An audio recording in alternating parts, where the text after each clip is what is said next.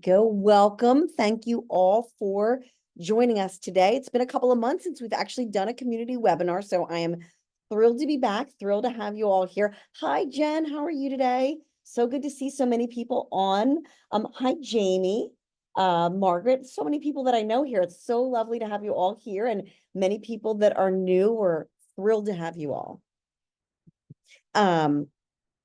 So we are going to talk about a really great little topic today. I call this the branding trick to reach more donors in less time. Thank you all for popping in and saying hi.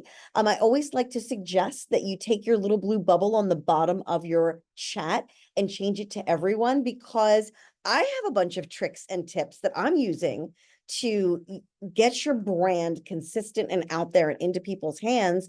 But you guys all might have tricks, tips, and tricks too. And I always feel like we all learn more together. I have some ideas that I'm bringing in, but you're all in this doing it every day. So it's so important to remember that you're executing this, you're doing this. I'm not the only person with ideas in the room. I'm here to facilitate a really great conversation, share some of the things that we do, some of the things that we've learned that have worked. Some of them are simpler, some of them are more complicated, but if you all jump in and share your ideas and discuss them with each other and ask each other questions, it's going to let us all go home with more and more ideas. So thank you. Jump in, please participate. So, this is my crazy gift that I have here that I love. This is such a funny thing. All of our work, as many of you may know, is with nonprofits. So I actually worked for a nonprofit for 8 years before I started Iris, and we are almost 30 years old. And the funny thing is, you would think that it's money. People always say, well, nonprofits don't have money. Sometimes you do, sometimes you don't. There's all kinds of organizations, all kinds of budgets, different things. But what I have found to be the universal truth is a lack of time. You guys are busy. The amount of things that you're able to get done with small teams is incredible. You just blow me away with all the things that you can do. But my goal was always, how can I make whatever amount of time that you have get you further and further and further? You know, some of you have larger teams, some of you have smaller teams, but how can we take whatever amount of time that you have and give you the tools and work either with or around the skills that are available, to get you as much exposure and license as far as you can go. So I talk to people all the time and they say all kinds of different things. And when it comes to marketing, especially for those of you that do have smaller teams, people say lots of different things. So one of the things that can happen in an organization is that marketing is what I would call everyone's job. And by everyone's job, what I mean is everybody's out there going rogue.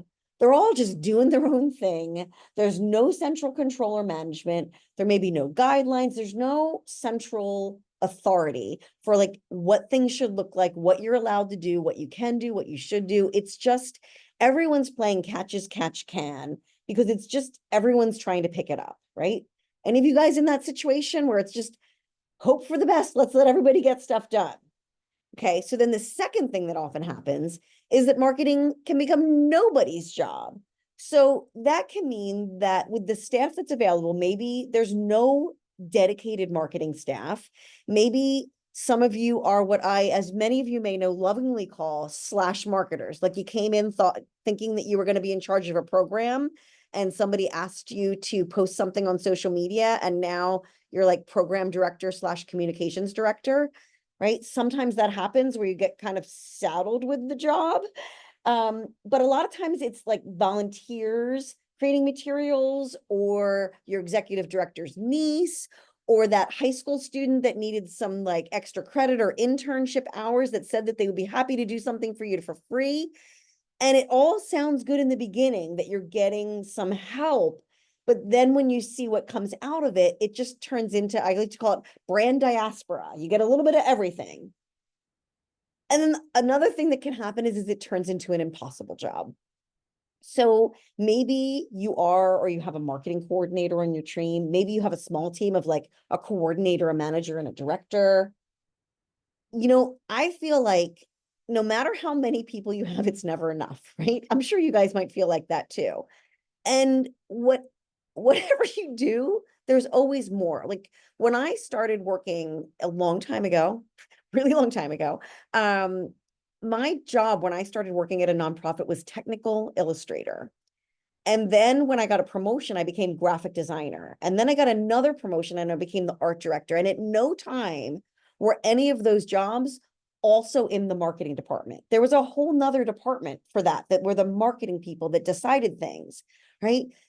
Any of you guys have a setup like that? Maybe if you're a hospital or a university, you might have a setup like that. But I can tell you, we work with hospitals and universities, and it might be easy for some of you that are in smaller organizations to think, gosh, wouldn't it be great if we were just bigger?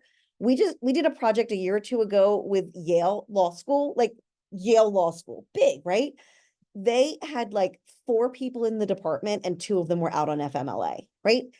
I'm sure you guys feel that too. Like a lot of times, not only is your department small, but somebody's out on maternity leave, somebody's out on family leave, there's things going on all the time that makes it really hard to be at full strength, right? It could be an impossible job and you're all overstretched and understaffed. And sometimes even the people that are there don't have like native or really well-developed skill sets for all the things that you're expected to do. Your jobs are now like you have to be a graphic designer, a writer, a video producer, a web developer, a social media person, and you have to be a strategist and an executor, and the comma better be in the right place, right? I bet Molly's saying that she can relate to all of that. So yeah, here you go. D, Molly got there first. D, all of the above. This is a lot of times what happens. And while all of this is going on, it's also the mandate to like, how can you spread the word? How can you get it out there more? And what I'm telling you is like, you can't do it yourself. We need to figure out how can we rally the troops? How can we get people involved in order to help us do the things that need to be done? Because there's always more to be done. No matter how much you do, no matter how much you get done in any day with all of the crazy things that you're asked to do, you probably often go home from work feeling like you should have done more or that you didn't get stuff done on your list. And that's like, it's just heart-wrenching and it's so disheartening to have to do that. And a lot of times that's what leads to burnout in these jobs is that, and you feel like they're unsustainable. I wish if somebody has the magical thing, I wish I could figure out, like, can we consult our way into figuring out how we can get enough help? I mean, I wish there was an easy answer to say, the right thing to do would be to staff these departments fully with everybody that's needed with people that actually have the skills and trained to do video. But we all know that that's just not realistic. So what can we do? So I want to start with just sort of showing you like we get this juggling act and it's a lot of things that you have to do. And when you're in these situations where you've got a combination of some staff, some volunteers, some random interns, or even staff changeover, that sometimes, I used to say, this is terrible, but I used to say like, maybe you'll like, what if you got hit by a bus? Where would things go? But I realized that's probably not the most positive way to approach this. And so I now say, what if you win the lottery? What if you win the lottery? Or even like, what if you don't win the lottery, but you just need to move on? And maybe that means you leave nonprofit and go to for-profit. Maybe you decide it's time to stay home with the kids. Maybe you go to a different type or a different structure of an organization thinking it's going to be different and discover it's not. All of these things happen, but there's lots of transition that happens. And a lot of times this sort of brand wandering happens. Or you might even like bring in somebody like me and then bring in a different person like me. You've got different graphic designers or agencies that you're working with. And I know people like me. There's nothing that we like more than to create something new and different and unique. Maybe you have a new marketing director that got hired or a new executive director. And I feel like so often what happens is somebody comes in and they just want to put their own spin on things. They want to feel like it's like, I want to add something to it and make it more unique. And so all of a sudden, the things that you're doing start to like wander off. And then there's like orange when it used to be yellow. And then there's a slightly different color of blue and a slightly more different color of blue. And like we've had clients where at some point we don't even remember what the original color was. I remember once having to make a little one-pager guide that highlighted 5 different colors of maroon for one client because there was a point in time where we had to like make a shift in the color of maroon to match the color. It was a school and they could only get jerseys in one color. And so they wanted to change the art so it matched the jerseys. And then at some point, nobody even remembers what the original or correct colors actually were. You know, the fonts change and it looks all a little bit different. And like, this is an organization, I'm going to show you a little bit more of their work in a bit, but we did a lot of work with them to tidy up their brand.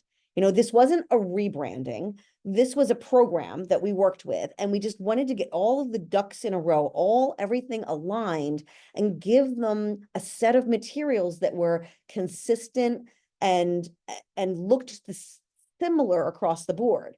And I can tell you, as somebody that's a designer myself, there's nothing designers like more than change, right? Have you guys ever worked with that designer that's like, you know what we could do, right?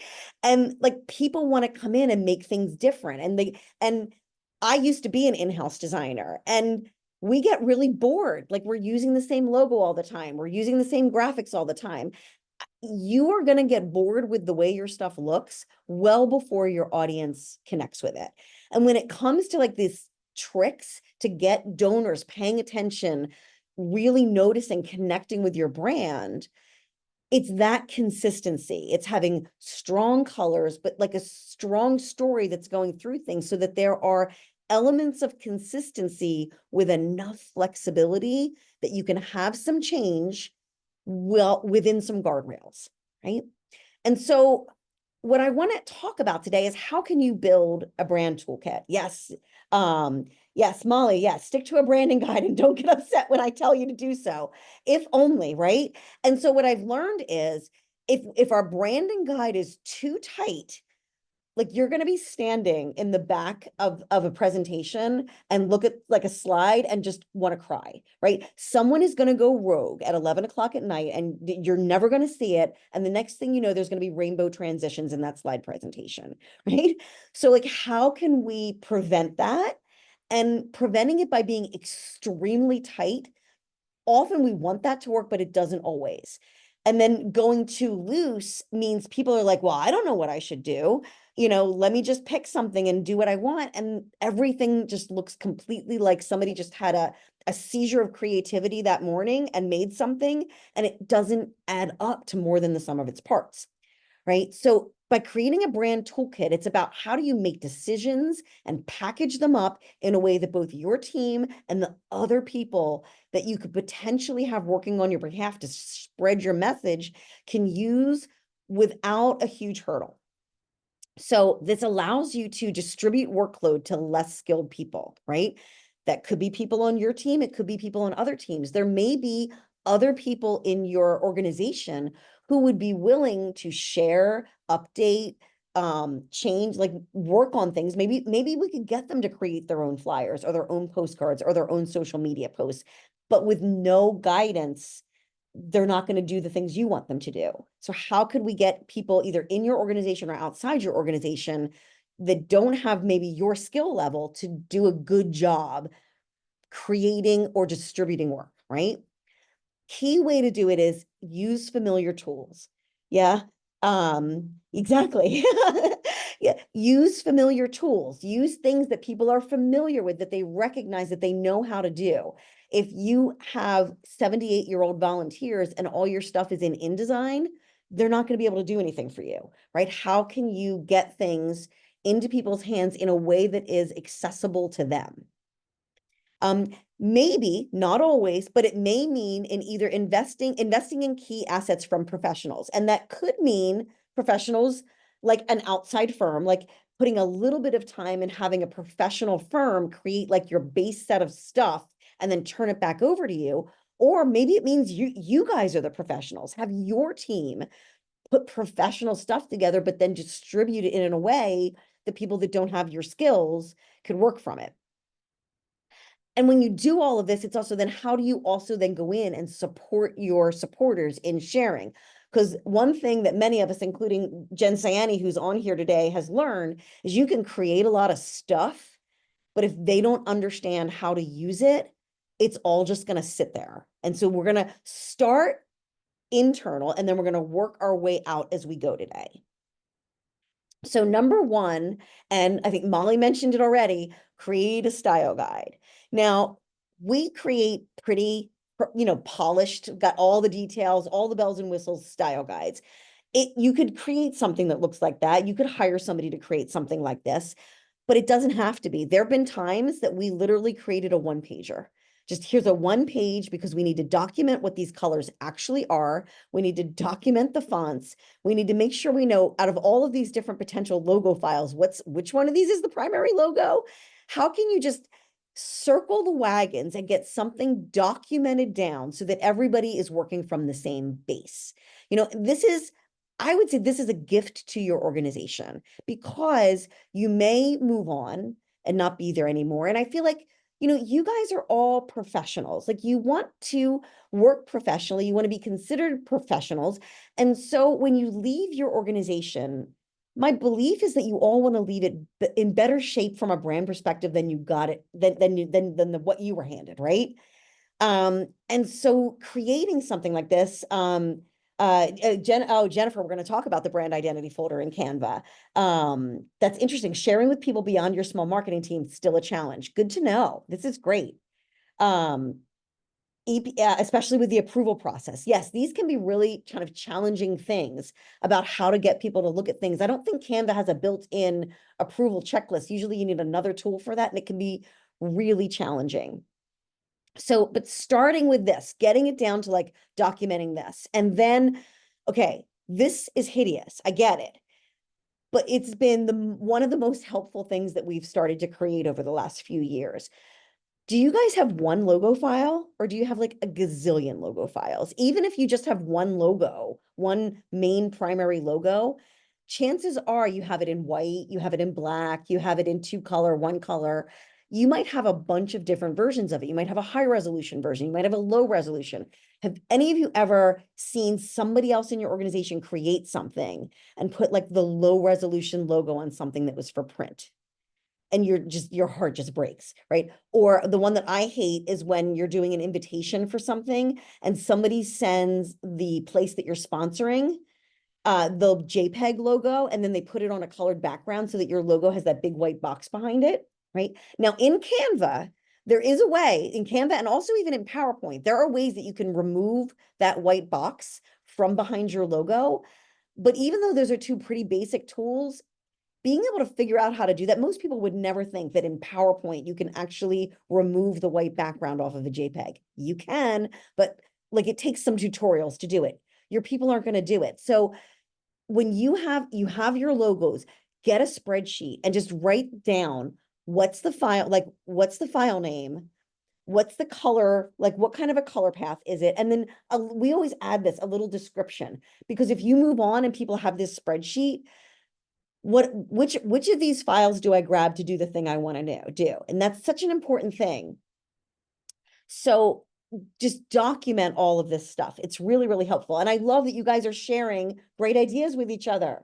So this is great. So James is saying Canva lets you as the designer or lead approve whatever somebody else creates from a template before it can be published. James, thank you so much for sharing that. That's such a great, Megan is the one that uses a lot of Canva, and here I don't use it as much, but those little tips are going to be so helpful to your peers here. So keep putting them in. That's wonderful. Okay, so now I talked about like gathering the logos, putting them on all into a place that you have them. We, as you know, many of you know, like we're a brand centric firm. So a lot of our projects start with branding. Sometimes they start after branding, they start all along the spectrum of branding. And this is a client that had done a rebrand with somebody else and they finished with the logo. And that's pretty common. There's nothing wrong with that. Lots of times a branding project ends with now you have your logo, ta-da, take a bow, everybody moves on. But what this organization and lots of organizations start to realize is like, okay, so I have a logo. Now what? Right? What do you do next? How do I take all of my materials? Like sometimes it might be you take your logo and you're putting it onto your materials, but sometimes you need to change your look over, your overall sort of look and design and feel. And that's where things start to get complicated. Like you have to make decisions like that little graphic that's part of this logo. Are we allowed to change it? Are we allowed to play with it? Are we allowed to take that, pull it out, use it as a pattern? Can we take those 3 lines apart? Can we not take these 3 lines apart? It's easy to think that once you have your logo and your basic brand guidelines together for like, this is how big the logo should be, or how small it should be, or how close something should be to it, there's still more decisions to make once you start putting it into practice. And so a lot of times we create a few kind of core templates for a client for like the common pieces that somebody might use. So these were like the main things that they wanted: a piece of letterhead, they wanted a PowerPoint presentation, they had a couple of reports that they did, and they wanted a business card. Believe it or not, it's like one of the few, we haven't done business card packages in a really long time. But having a couple of these things allowed us to like explore a couple of really important things. What can we do with the logo? What are we willing to let other people do with the logo? Because just like really, if you just pick 2 or 3 projects, you'll start to figure out, do we feel like it's okay to use a component of our logo as a pattern in the background, as a decoration? Like what seems right for our organization? And then if so, how much variety? Like in this case, you see that we have kind of a grayish blue version of it. And we also over in the slides have a beige version of it. We used this to figure a lot of that stuff out. What are we comfortable with letting people to use? Yeah. And so like Molly's like, she hates our logo, but don't mess around with it. Like use it as a whole, or does it or not. That's one approach. And it's a really important to know that, like and make a decision about it and make sure that other people know it too. So that should go into your brand guidelines, right? And so we figured a lot of that stuff out here. And one of the other things that really came up was when we were hired, what they really said that they wanted more than anything was a secondary color palette. Like, I don't know, some of you guys might have like a limited color palette and you're always wishing you had more colors to work with. These guys were feeling that too, because they had this really narrow color palette. And we started doing design after design after design that used all of these colors. We created colors. You can look down in the bottom left slide and you'll see, maybe, I don't know if you can see my mouse, you'll see like these are the colors in their color palette. So it's the primary 3 blues here, but then we added a green, an orange, and a yellow, right? And together, look, it looks really nice in a graph and a chart. But we started using it like pervasively in the overall design. They hated it. They hated it. There's just nothing wrong with that. We always say, if you are absolutely clear that you hate something, we have totally done our job. So that gave us a lot of clarity about what does it mean to have a secondary color palette. Some people have a secondary color palette and they use it for things like identifying certain things, like, well, this is the color for our conference. This is the color for our webinar series. This is our color for this program, right? Sometimes you might use your colors very clinically like that. Totally fine. Document it, put it down there so that people know. You don't want to have reserved that purple for your conference and then find that somebody else just went into your Canva and your brand toolkit and is pulling the purple for whatever, like whatever they want. You're like, that's not how we wanted to use that purple. And now it's sort of ruined and it's not really the conference color anymore. So think about that. How do you want to use your colors? And in this case, with this client, after we started heavily using the secondary colors, they just got clarity for themselves that that's not the look that they wanted. They actually discovered that they really did like a primarily monochromatic look. And now they just use their secondary colors. I call them throw pillows. You know what I mean? Like, it's just those are like your little throw pillow colors. Let's throw the yellow accent into the room. And if you change it out with a different color, a green pillow at some point, no problem. It's just an accent. So that's what you want to think about is, are you painting one wall each color in your brand room, or are you having gray walls, a blue couch, and a yellow pillow? Like, think about it that way. Because if you have to be able to articulate it, if you're going to go to this next step of building something in a Canvas space, we're going to talk about that, and you just have your brand colors up there and people can use them indiscriminately, the look may not build up to what you're looking for. Okay, so Office, right? I know those of you that use professional tools, even Canva, the idea of designing an office might make you cringe, right? But lots of times we have to do it. You know, sometimes there's things that have so much words or need so much changing or literally need somebody that has no other skill set. So we've designed things in PowerPoint. We've designed things in Word. There's lots of times you have to do it. And obviously a letterhead is something that is going to get designed in Word. And it took me a long time to find this. So maybe you guys know about this and use it all the time. Maybe you don't. One of the things that I like about Word is you can kind of sort of set up style sheets, right? Not like if you use InDesign, you build a style or a style sheet in InDesign and you set it like it's going to be Arial 12 points with 2 extra points of spacing. And then there's going to be some paragraph spacing. And I want it to have a bullet. And I want it to be purple. You can set all that stuff up in InDesign and lock it in. And every time you click on, body purple, it's going to look like that. You can sort of do that in Word, meaning you can style something the way that you like, add in the custom space above it, custom space below it, custom line spacing, custom font, put the color, and you can set it up to look exactly how you want. And then if you open up this styles pane, I think you can see it right up here, the styles pane in Word, and then say you want to create a new style, it will base it on the thing that you've clicked on at the moment. And you can set that as a style, and then it'll show up. I realized just today that I pulled one that didn't have any custom styles in it. It would show up right here in this list.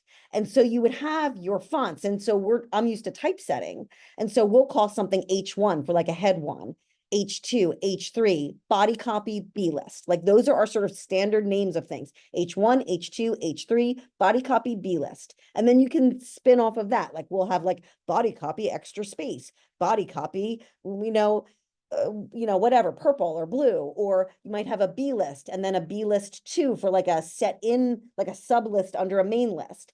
But you can set all these styles here. And my real little hack in here is if you put an asterisk in front of any style that you make, it will pull all of your custom styles to the top of this list. And then they'll all just sit here right at the top and you'll be able to see them and it'll push all of this. Oops, I clicked the wrong button. It'll push all of this standard Word nonsense that you don't really want down below. And once you have a file where you're using all of your styles in it, there's even a button in the bottom here where it says, see at the very bottom of this slide where it says list recommended on the bottom right, you can change that so it says only styles in use.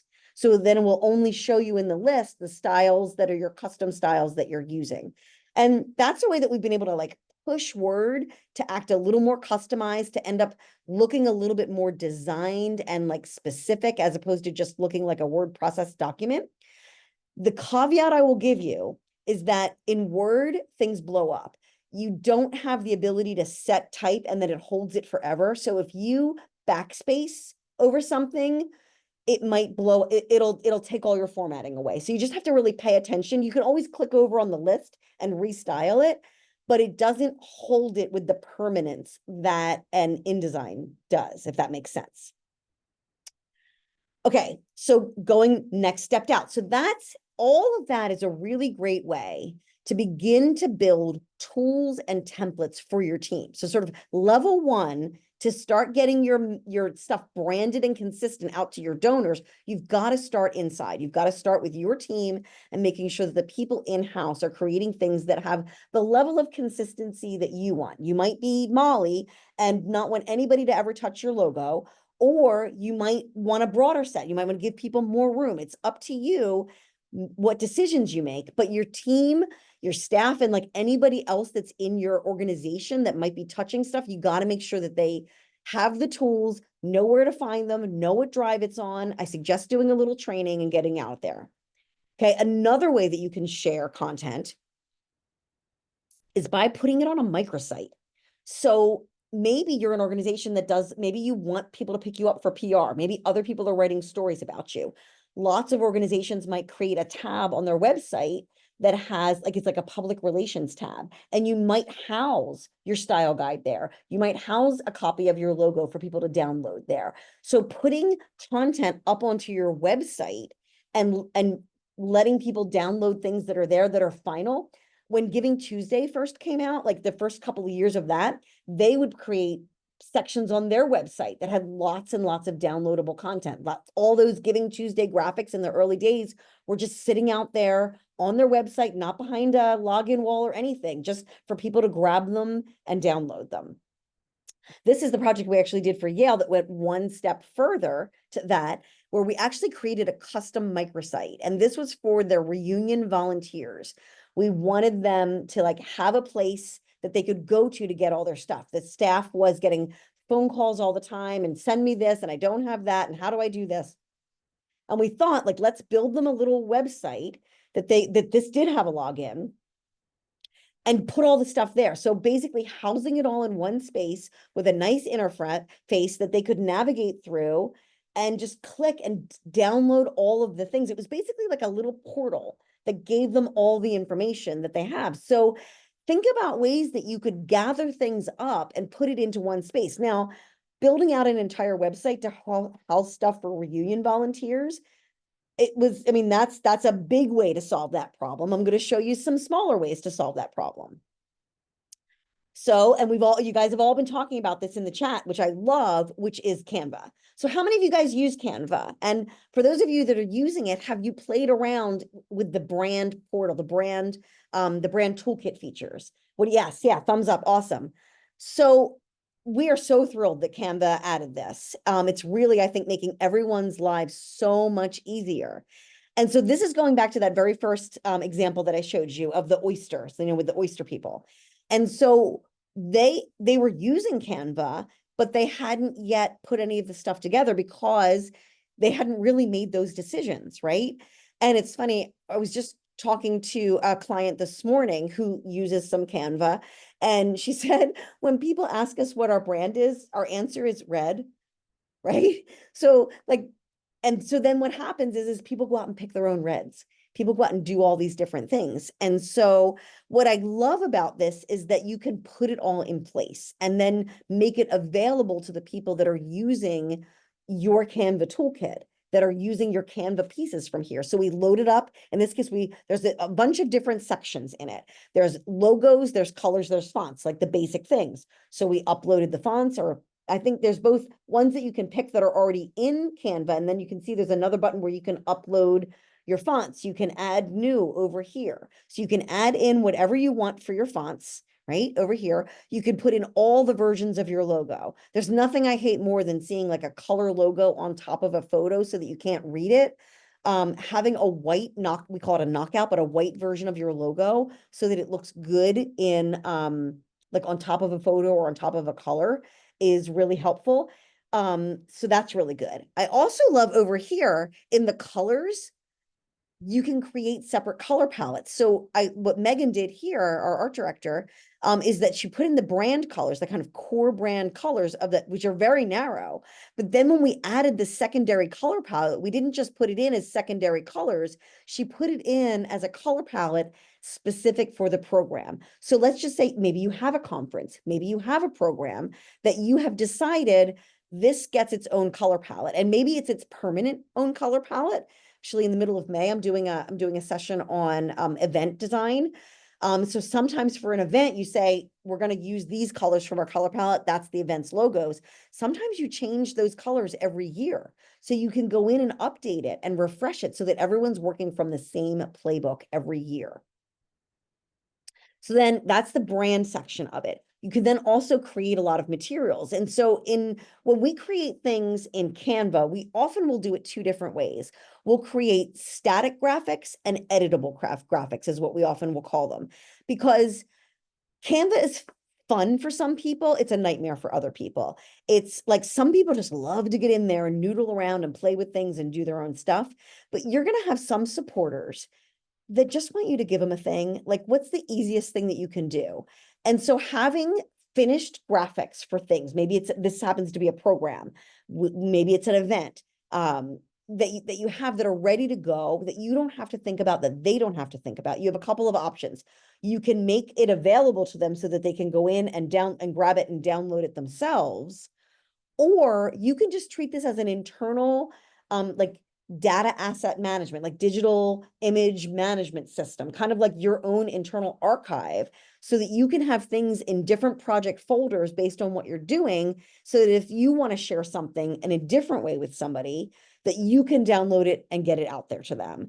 It depends on what level of control you want, and maybe on like how much you trust whoever's going to be going in there and doing things. Okay, so Corbett's asking, how can you take an old logo and recreate it in the layers of Canva? I wish I should show you a very successful logo, but I'd like these options. So Corbett, I have to maybe understand exactly what you're looking for. So creating a logo, like if you have a logo and you're putting it into Canva, and if what you're asking me is how do you redraw the logo in Canva, I might have Megan jump in and weigh in on that. I wouldn't necessarily use it for that. Like we would do a redraw of a logo out in Illustrator and then put the correct one in there, but you may be asking something different. So is that what you're asking? How do you redraw a logo? I don't think you can. I don't really have the capacity to share a picture of that. That may be something that we can talk about. You can maybe send it to me after the program, and I can give you some more advice on it.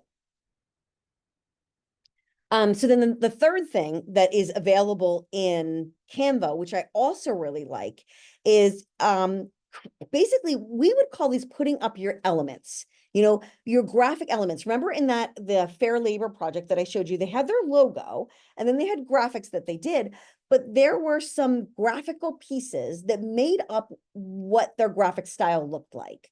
You know, theirs was pretty simple. It was a couple of different specific color versions of the graphical piece of their logo and colors and like big block areas. Pretty simple. With the American Literal Society, this program was more complicated. We did a whole bunch of illustrations in a lot of different ways. We hand drew all these little shells and digitized them and then combined them into a couple of different things, like different types of patterns. We put them into the back of a recycled symbol. We turned them into the shape of the state of New Jersey. So we had a bunch of things, but we just knew I think Megan drew 6 different shapes of oysters, that these are assets. These are great elements that they might use in lots of different ways.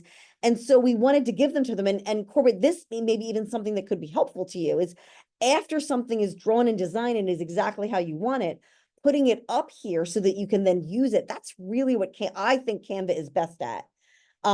It's not really, it's designed as a layout tool to take objects that exist and put them together.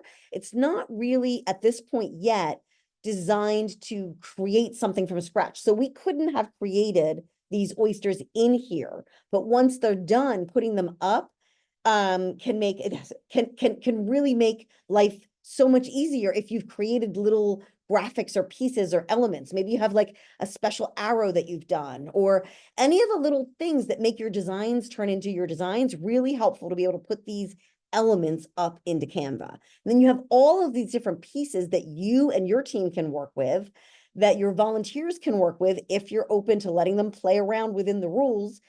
Recommend that they also have a style guide to go with as well, and maybe even a tutorial, right? Okay, so then this is another way to go about it. So that's putting it all up into Canva and really letting your team sort of manage who gets access to it, who doesn't get access to it. So then this is taking that kind of a program out, another step out, right? So this is a big day that we do in Delaware with Jen Sayani, who is on this call. So if you have questions about this, Jen Sayani is here. Ask her any detailed questions. And Megan also does a lot of this work. So there's people here that can talk about this program in detail. This is a big thing. So I like little thing I talked about, getting bigger, getting bigger. So this is a program where the entire goal of it is to give people things to do things for themselves. So Jen's team is 2 people, which was a boost when we started working with her. It was just Jen. And so they have really limited capacity for what they can do. And this is a program, it's a statewide fundraiser. So what they do is they enroll nonprofits throughout the state of Delaware into this program and then help support them by marketing their participation. So it's a 1-day giving day, and all of the nonprofits get involved and raise money for themselves on this giving day. And so we create a toolkit. We create actually a number of different toolkits. So we create a toolkit for Jen and the people at Spur Impact, who is the organization that runs this and leads this. Spur Impact and United Way of Delaware run this event. And so we create toolkits for them so that they can market that they're leading this program.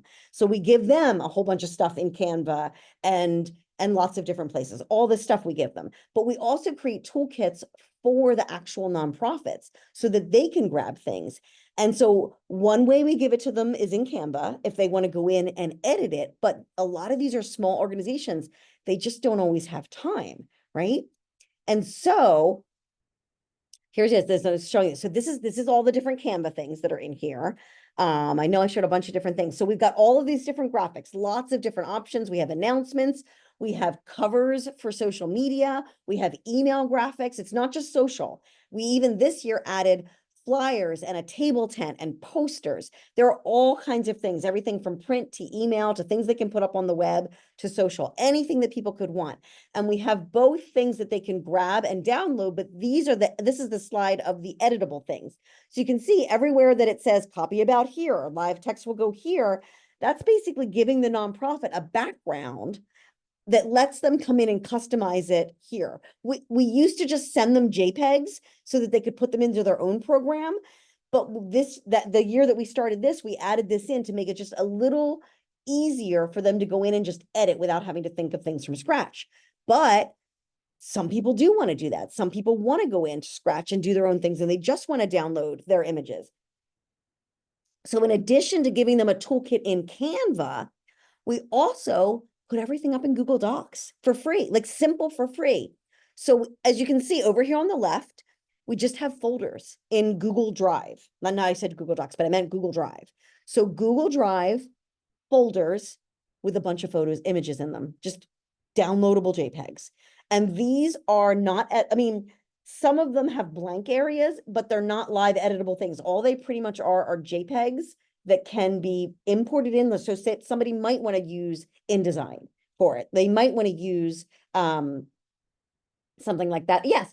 Oh, that's wonderful. Yes. Jennifer Merle saying that they work with Lancaster County that does a really big giving day. And they also have a toolkit like this. This has been so helpful. Jen, I'm really glad to know that this has helped your organization. We've even heard this year that some of the nonprofits that get involved in this event have actually taken this stuff, downloaded components, and then repackaged them for their own audiences, basically created a sub toolkit on their own for their people, where they've then further customized them, put their pictures in, put their words on them, and then resave them out for their people. So this is really great. So this is an important thing to know. Like Canva is amazing and it seems really easy, and it's really easy to all of you guys. It facilitates so much, but for some of your supporters, it's actually not easy enough. Like they don't want to make a login. They don't want to do things, but chances are, even like my parents are in their 80s. They both have Gmail accounts, like people have Gmail, they have access to Google. They're familiar with the Google workspace. So being able to click on a folder and download something is doable for most people. And Molly's saying that she likes when she receives toolkits for nationwide or large scale events. And any of you guys that are that participate in these things with toolkits, go a little deeper, share what is it that you like about it? What tools do you use? What's been helpful? And so you'd love to provide one for vendors of our large events, but who's going to make it? Well, Molly, you can call me. We do a lot of these. And so but Molly, even just taking some of the images that you guys are creating for yourselves and putting them up in some folders for people. All you have to do is take maybe something that's customized for yourself and make small little changes. And it doesn't have to be crazy. You can start small.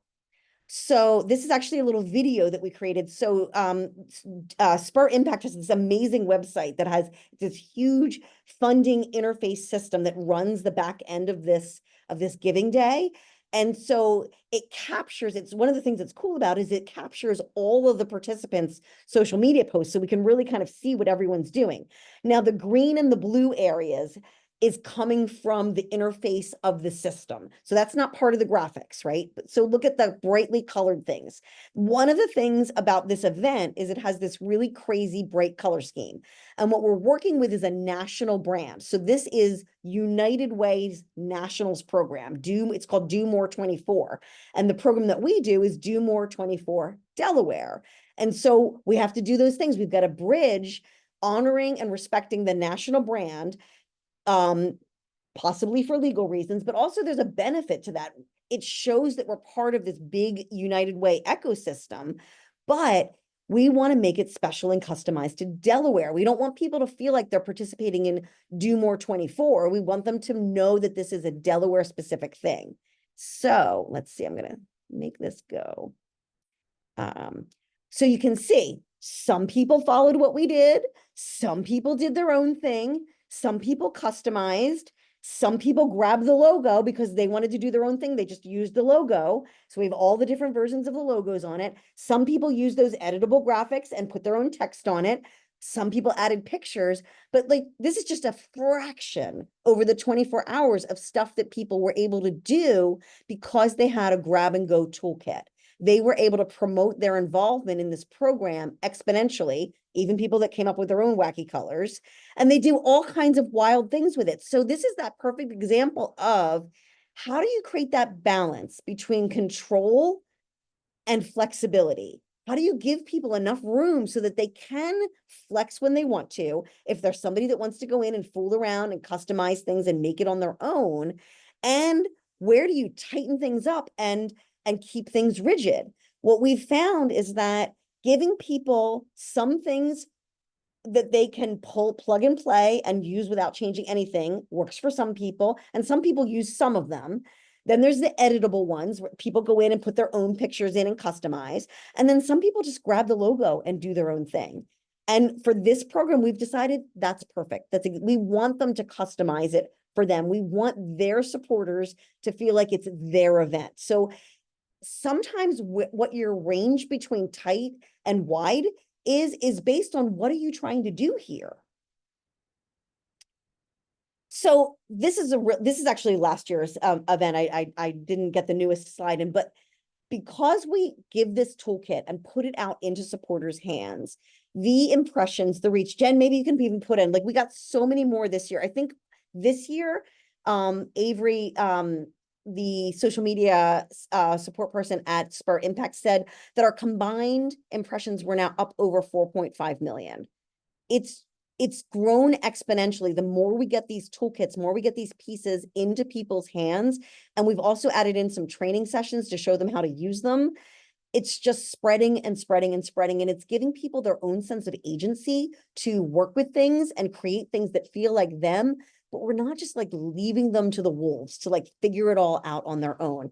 We've found that sort of balance between here's a safety net, here's some stuff that you can work with giving them a little bit of space to be customized has worked really, really well for making people willing to say yes and do things. Okay, so I gave you a whole bunch of different ideas with creating things and building things.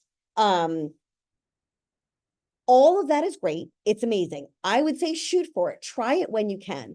But sometimes even all of that is too much. Sometimes simple is the right solution.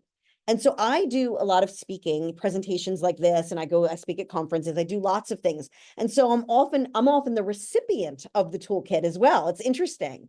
And so it's interesting to see, like, how are other people asking me to share things? And so this was a conference where I was a speaker maybe a year or two ago.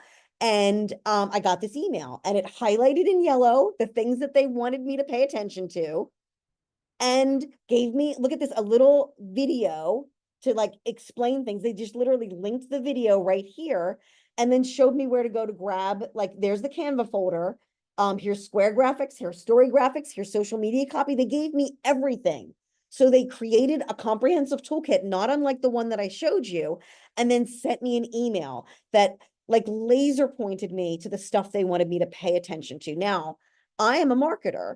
So there's nothing I want more than to promote and market my involvement in something like this. Your supporters may not have my sense of motivation, right? So this might be like, oh, they want me to do what? That's not the only way. So actually in May, I'm speaking at an event for Bloomerang. This is what I got. Here are 2 images that you can use to support it. And here's the link. Like, it doesn't have to be crazy, right?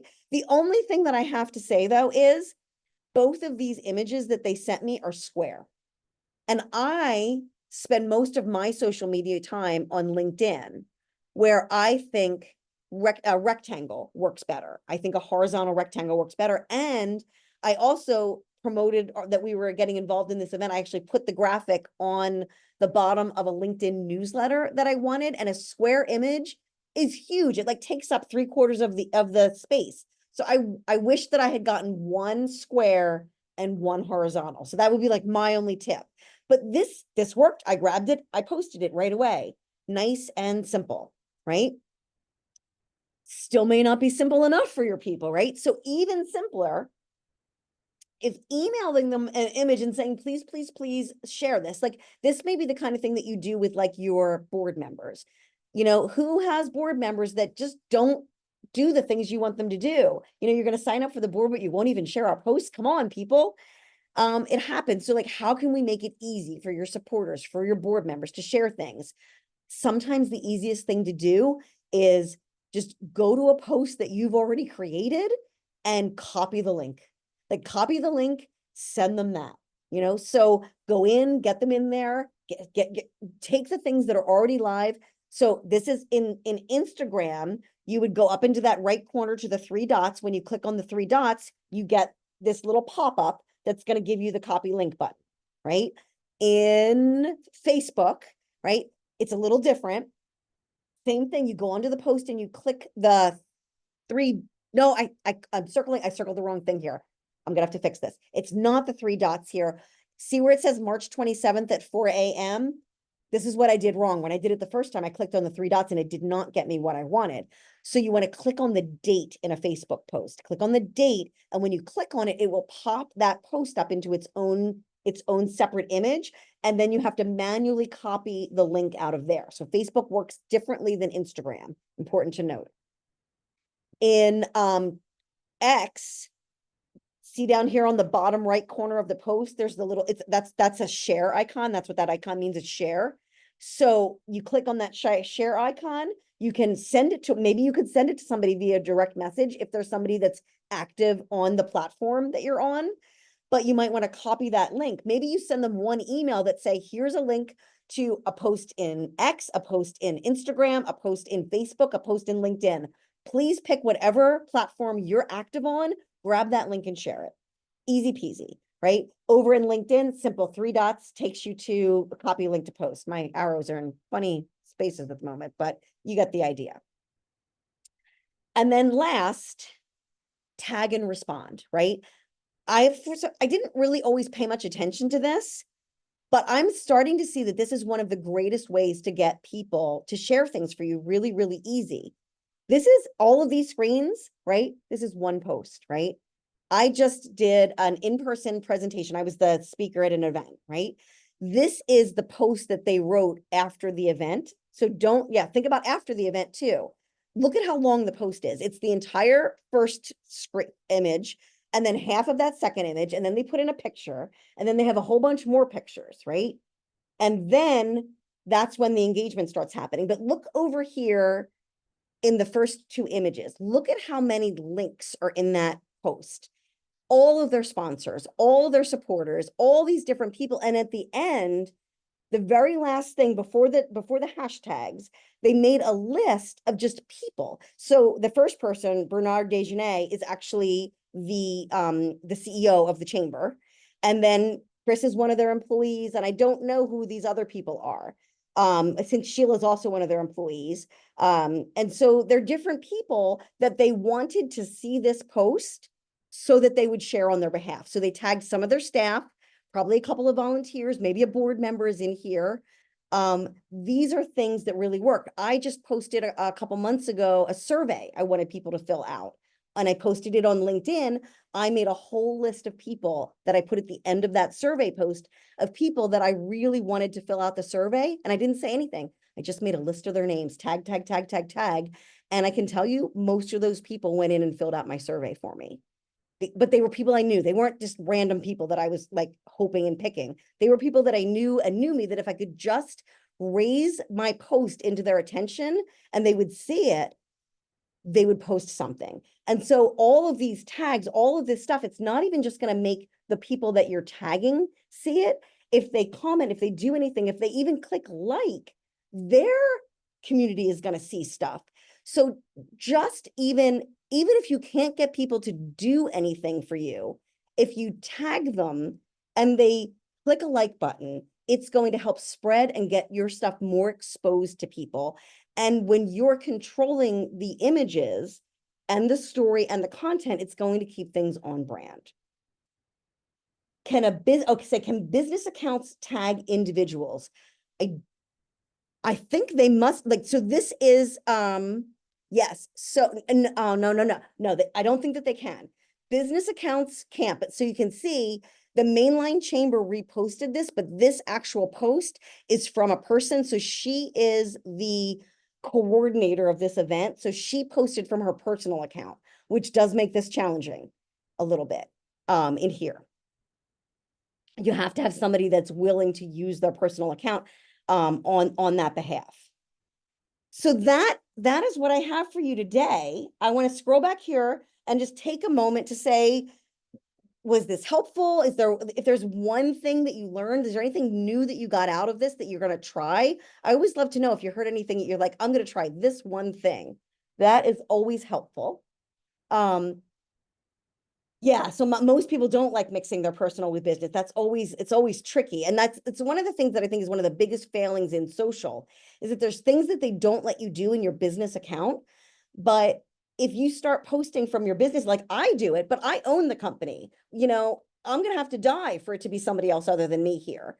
So for me, using my personal account is posting on behalf of the company, but for you guys that are employees, it does get a little dicier.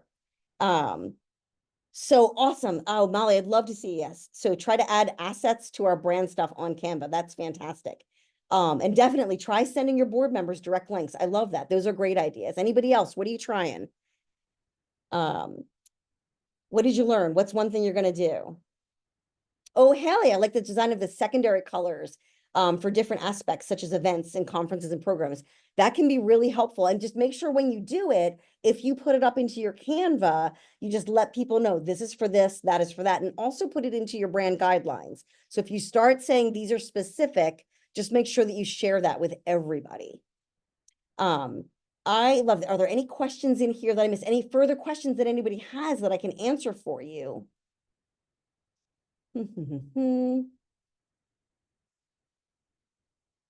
Yeah. And I really want to say, I so much appreciate you guys answering each other's questions. Oh, so Jennifer, can you comment on using AI to create social media posts from online content by an organization? So Jennifer and I know each other well, so she's not a random in here. So I'm doing a lot of teaching and talking on AI right now. And I think that there's so much to benefit from it. I think it's a great tool. I think it's incredible. We're actually going to be doing a summit on AI. I put the brand summit in here, but actually before the brand summit, we're going to be doing a short summit on AI, which Jen, I'd love to have you on. So I think that you should try it. The key thing that I would tell you about having AI do things for you is read them. Read everything that AI does carefully because it will have hallucinations. It does crazy stuff. One of the things that we're doing that's really making AI work better for us is lots of what's called tuning, which means how can we train the AI to work on our behalf, to really understand who we are now. One of the newest things that we've done is we created a GPT that we named her Melanie because I have a tendency to hire people whose names begin with M.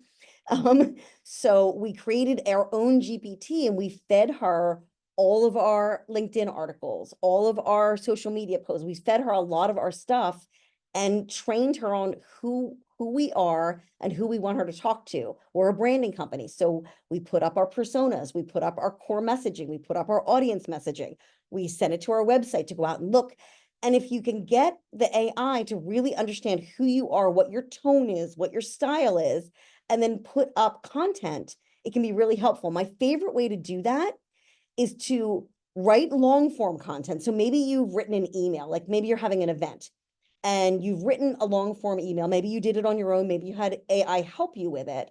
But once you've written that long form email, you can take that content that you've already written and tell AI, this is our organizational style. This is our organizational tone and voice.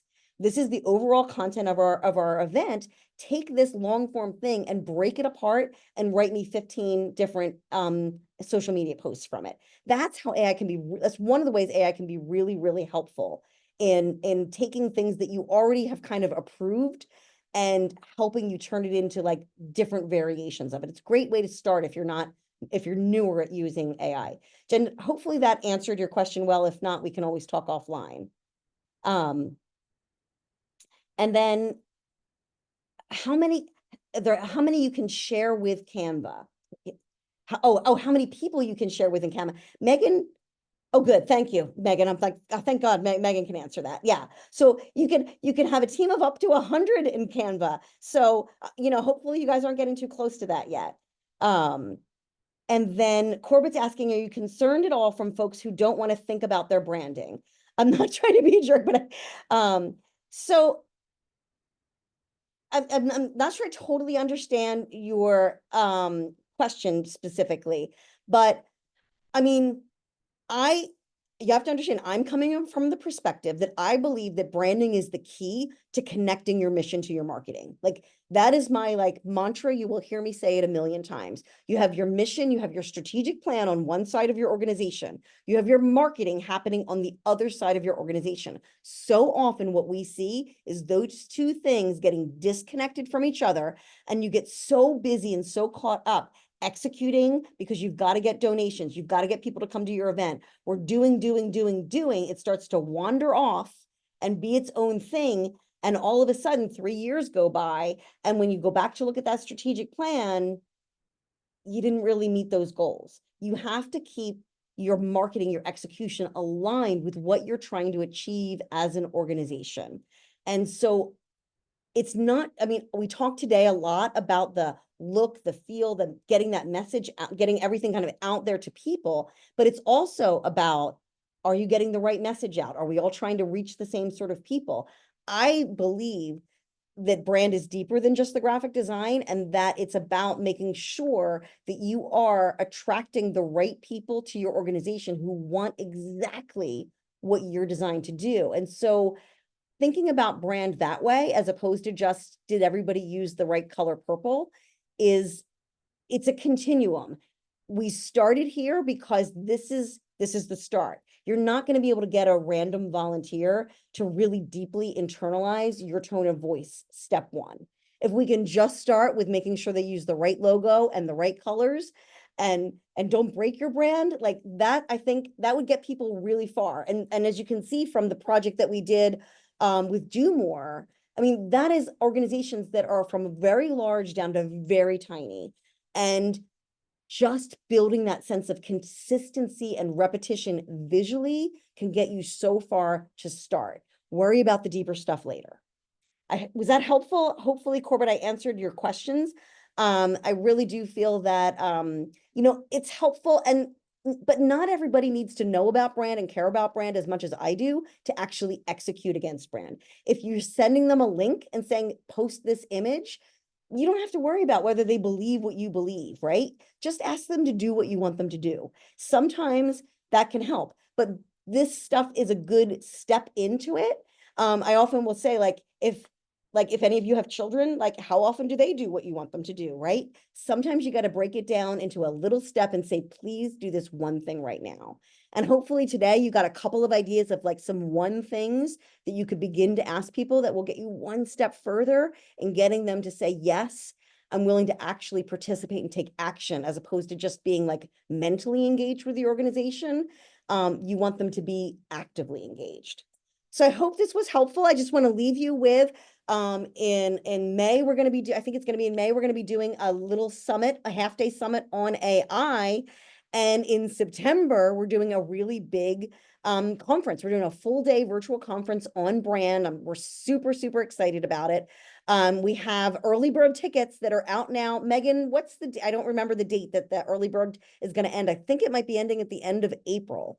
So if you're interested in this, if there's conversations about brand, and yay, it'll be great to see you in for May for AI, to see you at some of these things. And here's my email, connect with me on LinkedIn. I'm always interested in knowing, what do you guys want to know about? What do you want to learn? What should we be pulling together? Where are things that you just don't have time to go in and research yourself? That would be helpful if we put some programming together and gave you some ideas. So anytime you have an idea, shoot it over to me. We're always looking for ways that we can help you understand how to deploy your brand and your marketing more efficiently so that you can attract the people that you want to attract. Thanks so much for being here today. Hopefully we'll see you all at the AI Summit, and then we'll see you again in September at the Branding Summit. And I promise you, in between them, we're going to keep doing these free community webinars so that we can all get smarter together. Thanks so much and have a wonderful rest of your afternoon. Bye-bye.